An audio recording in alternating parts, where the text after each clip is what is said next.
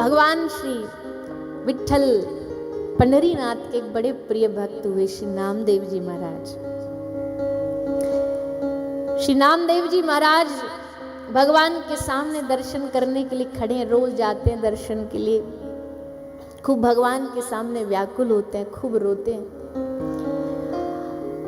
एक दिन भगवान व्याकुल थे, एक दिन भगवान पांडुरंगा थोड़े से चेहरे से उदास दिखाई दे रहे थे।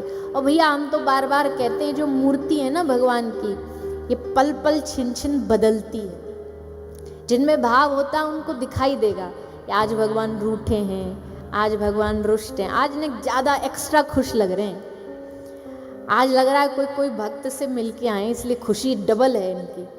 तो चेहरे के एक्सप्रेशन चेंज होते हैं भगवान के, और भक्ति पड़ सकता है, सब कोई नहीं। तो नामदेव जी ने कहा प्रभु आज आप बड़े अपसेट से लग रहे हैं, क्या बात हो गई?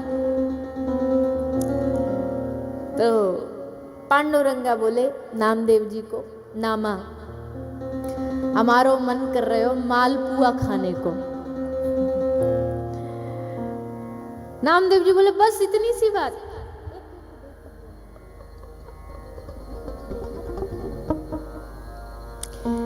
तो श्री पंढरीनाथ भगवान बोले कि हमको मालपुआ याद आ रहे हैं, बोले हम ले आते हैं आपके लिए बनवा के। बोले ना, यहाँ तो हमको 56 भोग मिल जाते, आज हमको थोड़ा कुछ अलग एक्सपीरियंस चाहिए।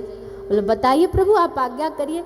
हमने सुना तुम्हारी माता के, तुम्हारी मैया के हाथ के मालपुआ बड़े प्रसिद्ध हैं। बोले हाँ वो तो हैं, बनवा लाऊं? बोले ना सुन तो लो पहले हमारी पूरी बात, बीच में बोल पड़ते हो। बोले बताइए प्रभु। बोले हमको तुम्हारे घर जाके खटिया पे बैठ के और तुम्हारी मैया हाथ से परोसे ऐसे बैठ के खाना है, यहाँ मजा नहीं, यहाँ तो रोज ही खाते हैं, रोज पाते हैं। नामदेव जी बोले प्रभु आप जाओगे तो आपका स्थान रिक्त हो जाएगा, खाली हो जाएगा, और यहाँ तो दिन भर पंढरपुर में लाइन लगी होती है भक्तों की, एक सेकंड भी छुट्टी नहीं है। भगवान की ड्यूटी तो 24 घंटा चलती है, थोड़ा बहुत दिन में रात्रि को सोते हैं, शयन का भी कोई समय नहीं होता। तो प्रभु ये तो गड़बड़ हो जाएगी। पंढरीनाथ भगवान बोले जब ही तो हमने तुमसे ही रिक्वेस्ट करी है कि ये काम हमारा तुम ही सिद्ध कर सकते हो। बोले कैसे? बोले हमको क्या हमारे हाव भाव हैं, क्या हमारे एक्सप्रेशंस हैं, कैसे हम खड़े होते हैं, कैसे हम बोलते हंसते हैं, ये सारी डिटेल तुम्हारे अलावा कोई नहीं जानता, तुमको सब पता है, क्योंकि तुम्हारे हम रोम रोम में बसे हुए हैं। तो एक काम करो। बोले बोलिए प्रभु आज्ञा कर। बोले एक दिन के लिए तुम पंढरीनाथ बन जाओ, रोल एक्सचेंज कर ले, तुम बन जाओ पंढरीनाथ, हम बन जाते नाम। तुम यहाँ खड़े हो, तुमको भी तो नेकाद पता चले भगवान होना कितना डिफिकल्ट है, आसान नहीं है भैया। भगवान होना कोई खांसी खेल है क्या? 24 घंटे एक ही मुद्रा में खड़े रहो, नेक्स्ट से अगर हिल भी गलती से भगवान ने दूध भी पी लिया, भूख लगी होगी और दूध भी पी लिया, तो ले फोन चालू, फलानी जगह भगवान ने दूध पिया, बेचारे आधा पीता पीता भी रुक जाए कि तू वीडियो ही बना ले। हद हो गई। कैसे कैसे लोग हैं दुनिया में। पहली बात तो भगवान को ऐसा खेल बना रखा है कि जिससे मन चाहे वो भगवान दूध पीने लग गए, भगवान ये कर, ऐसे थोड़ी होता है। जिस दिन तुम्हारे हाथ से भगवान दूध पिएंगे ना, तो हाथ में आप फोन लेके वीडियो बनाने की हिम्मत नहीं बचेगी।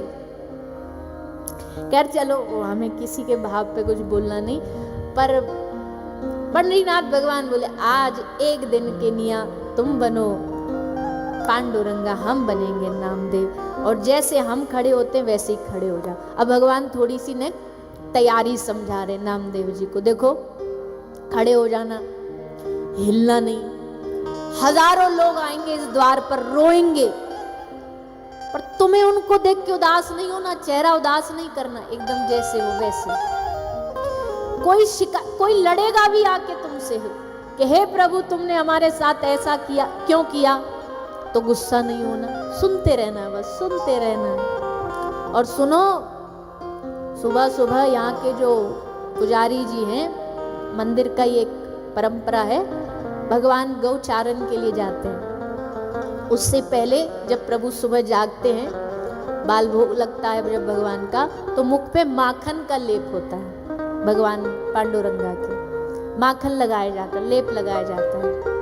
बोले सुबह सुबह आएंगे पुजारी जी, माखन लगाएंगे मोड़े पे तुम्हारे, क्योंकि तुम पंडरीनाथ हो ना अब तो मोड़े पे तुम्हारे माखन लगाएंगे, कहीं लालच में आके ऐसे मत चाट लीजो सब पोल पट्टी खुल जाएगी और ऐसे पिटोगे कि पंडरीनाथ भगवान की कॉपी कर रहे हो, मुंह बंद एकदम। सब सिखा पढ़ा के आज पंडरीनाथ भगवान गए नामदेव के घर भोजन पाने, और नामदेव पंडरीनाथ भगवान बन के पांडुरंगा बन के ठाड़े। भैया ऐसे भक्त भी, ऐसे भगवान भी दुनिया में वह गिने चुने ही हैं जो कुछ ना कुछ जिनके दिमाग में खुरापाती चलती रहती है, कुछ ना कुछ आनंद लेते ही रहते हैं। इनको आनंद लेना और आनंद देना दोनों ही पसंद है। ऐसे क्या मौज, हम भगवान तुम भक्त, ये कब तक चलेगा? कभी कुछ आनंद, कभी कुछ आनंद, कभी उनको अपना बना लिया, कभी उनके बन गए, तभी तो ये दुनिया में सबसे निराले ठाकुर माने जाते हैं। तब भगवान गए, जाकर के खूब भाव से पा करके आए। तो भैया मतलब बड़ा सहज है कि ये चाहे वो श्री पंडरीनाथ हो, चाहे पुरी में श्री जगन्नाथ प्रभु हो, चाहे अपने वृंदावन के बिहारी जी राधा रमन लाल जी हैं, ये सब चैतन्य ठाकुर हैं, सब चैतन्य है, सब में हृदय है, सब में भाव है, सब में दिल धड़कता है। और जी अपने जयपुर में तो प्रूफ भी है। अपने जयपुर में एक ठाकुर हैं, उनके हाथ में घड़ी पहना रखी है और वो नब्ज से चलती है। वो घड़ी बिना नब्ज के चलती नहीं है, नब्ज से ही चलती है।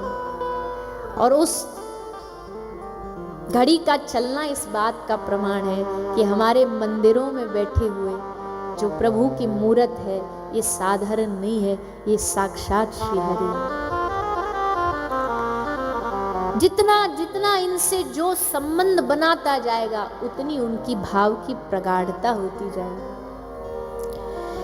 कोई कहानियां थोड़ी है जो हम सुनते हैं महापुरुषों से, जो हम भक्तमाल में भक्तों का चरित्र सुनते हैं, ये किसी ने गढ़ दी हो कहानियां, ऐसा थोड़ी है। कृपा करिए भगवान ने अपने भक्तों पर, और इसी कृपा को हमको भी इस सत्संग के माध्यम से पाना है, ज्यादा नहीं। हमको नहीं पता कि 3 दिन क्या 3 जन्म भी लग सकते हैं ये कृपा पाने में, पर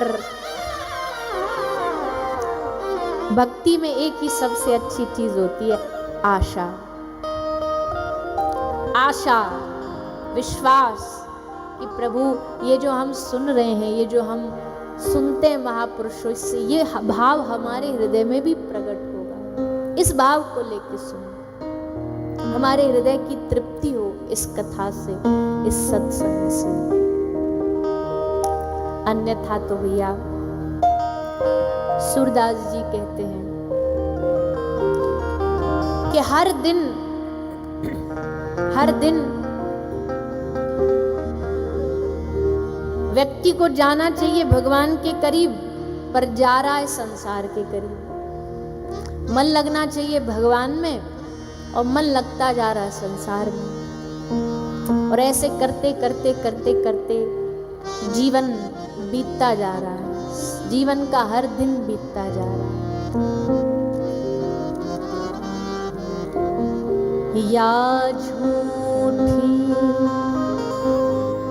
माया के कारण, या झूठी माया के कारण, या झूठी माया के कारण, या झूठी